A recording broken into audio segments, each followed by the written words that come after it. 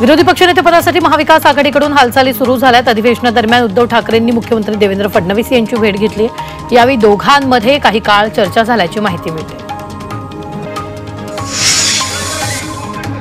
मुख्यमंत्र्यांच्या भेटीनंतर उद्धव ठाकरेंनी विधानसभा अध्यक्ष राहुल नार्वेकरांची भेट घेतली आहे। विधानसभा अध्यक्षांच्या दालनामध्येच त्यांची भेट झाली आहे।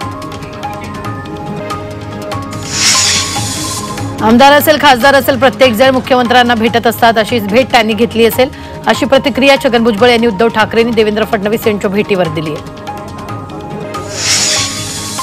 उद्धव ठाकरेंनी मुख्यमंत्री आणि विधानसभा अध्यक्षांची भेट घेतली, त्यात कोणतीही राजकीय चर्चा झाली नाही अशी प्रतिक्रिया परिणय फुके यांनी दिली। उद्धव ठाकरे मुख्यमंत्र्यांना शुभेच्छा देण्यासाठी आले होते असंही फुके म्हणाले। मुख्यमंत्री अजित पवार नॉट रिचेबल असल्याच्या चर्चा आहेत। राज्यपालांच्या चहापान कार्यक्रमालाही अजित पवारांनी दांडी मारली। चहापान कार्यक्रमात मुख्यमंत्री फडणवीस आणि उपमुख्यमंत्री शिंदे उपस्थित होते।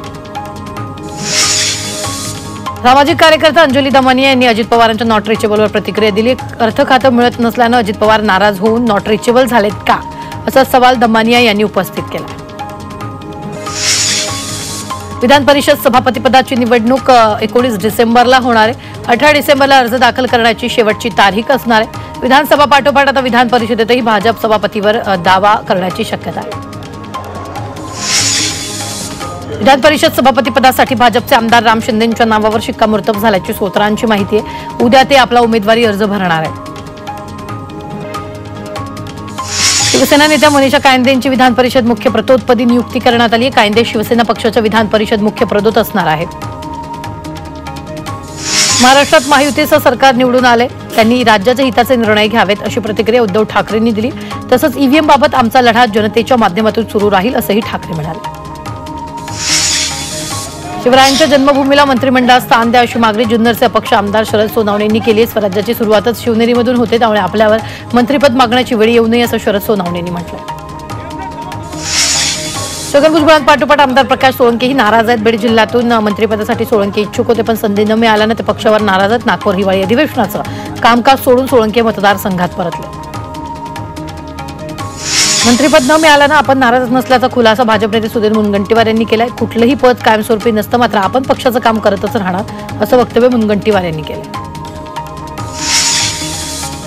मुख्यमंत्री देवेंद्र फडणवीस यांचे विश्वासू आमदार म्हणून ओळख असलेले आमदार रवी राणा यांनी मंत्रिपद न मिळाल्यानं नाराज आहेत। तर अधिवेशन सोडून आमदार रवी राणा थेट त्यांच्या शेतात गोसेवा करत असल्याचं पाहायला मिळते, त्यामुळे रवी राणांची नाराजी उघडपणे पाहायला मिळते।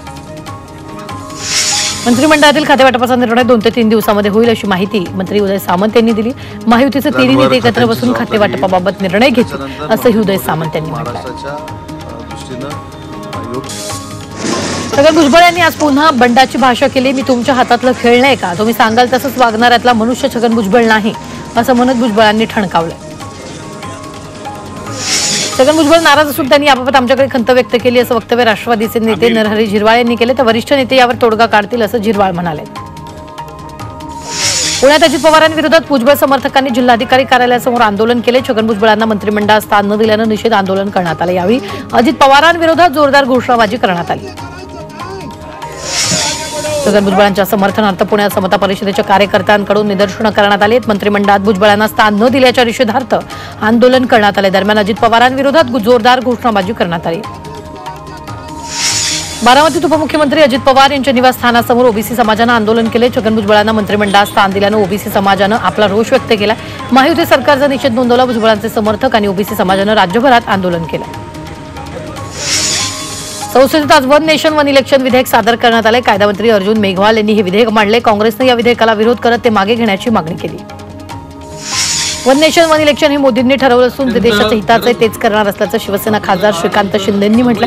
तसंच विरोधी पक्षांना सवयच लागली प्रत्येक गोष्टीला विरोध करायची अशी टीका त्यांनी विरोधकांवर केली। छत्रपती शिवरायांच्या सन्मानार्थ फडणवीस सरकारनं मोठी घोषणा केली। शिवनेरी किल्ल्यावर मोठा स्वराज्य ध्वज लावण्यात येणार आहे, याबाबतची घोषणा फडणवीसांनी केली।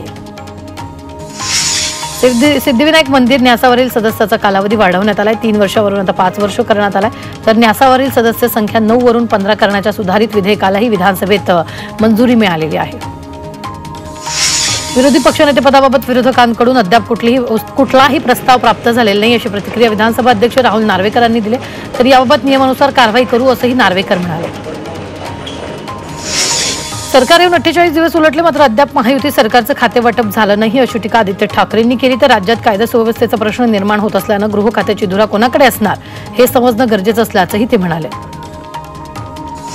ठाण्यातील मागासवर्गीय वस्त्यांमध्ये नवीन LED पथदिवे बसवण्याचा निर्णय घेण्यात आला। यासाठी ठाणे महापालिकेकडून तब्बल 1,95,00,000 रुपयांचा निधी खर्च करण्यात येणार आहे। पथदिवे नसल्यानं नागरिकांना त्रास सहन करावा लागतो। वाशिम जिल्ह्यातून जाणाऱ्या अकोला नांदेड राष्ट्रीय महामार्गाच्या रस्त्याचं चौपदरीकरण करण्याची मागणी करण्यात आली। रस्त्याचं काम न केल्यामुळे या मार्गावर वाहतुकीस अडथळे निर्माण होत आहेत। त्यामुळे मनसेनं जिल्हाधिकाऱ्यांना मागणीचं निवेदन दिलं। बांगलादेशमध्ये हिंदूंवर होणाऱ्या अत्याचाराविरोधात पुण्यात हिंदू समाजाच्या वतीनं आंदोलन करण्यात आले। या प्रकरणी भारत सरकारनं या विरोधात जागतिक स्तरावर प्रयत्न करावेत अशी मागणी आंदोलनकर्त्यांकडून करण्यात आली। नवी मुंबईच्या धारावी गावातील ग्रामस्थांनी सिडको विरोधात निषेध आंदोलन केले। धारावी गावातील ग्रामदेवस्थानाच्या होळी मैदानावर सुरू असलेल्या अनधिकृत इमारतीच्या बांधकामाविरोधात ग्रामस्थ आक्रमक झाले। सदर इमारतीचं बांधकाम निष्कासित करून मैदान सुरक्षित ठेवण्याची मागणी करण्यात आली।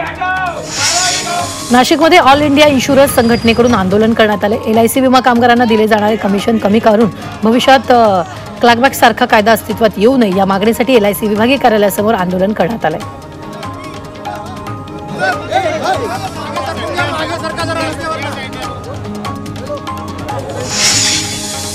50 विद्यार्थ्यांनी बनावट मार्कशीट आणि लिव्हिंग सर्टिफिकेट बनवून 11वीत प्रवेश घेतला। मुंबईतील KG सोमय्या कॉलेजमधील हा धक्कादायक प्रकार आहे। या प्रकरणी कॉलेजच्या प्राचार्यांनी तक्रार दाखल केली असून पोलिसांकडून पुढील तपास सुरू आहे।